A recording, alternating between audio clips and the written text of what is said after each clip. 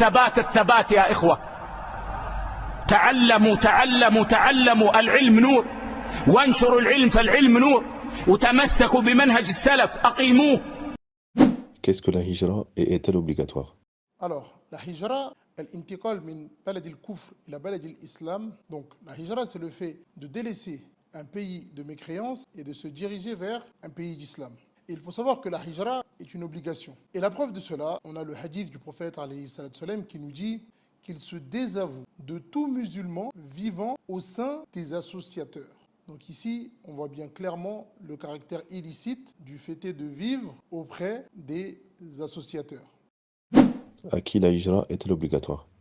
La hijra est obligatoire à chaque musulman vivant dans un pays de mécréance et étant en incapacité de pratiquer sa religion librement.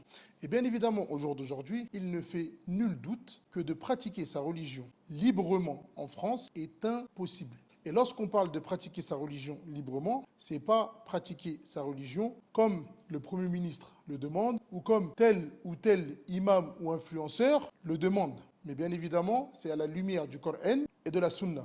Et la deuxième condition, c'est la capacité. Il faut que cette personne-là ait la capacité physique et financière pour pouvoir subvenir à ses besoins et aux besoins de sa famille.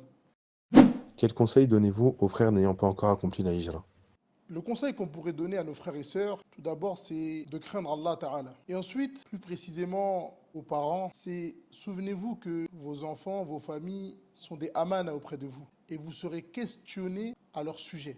Et souvenez-vous que les lois de la République et les choses qui y sont enseignées ne sont pas en adéquation avec notre religion. Donc si, par votre faute, votre petite fille grandit avec la croyance qu'à tout moment de sa vie, elle peut devenir un garçon, ou votre petit garçon grandit avec la croyance qu'à tout moment, il peut devenir une fille, et que lorsqu'il va grandir, il décide de devenir une fille, vous serez questionné par rapport à ça.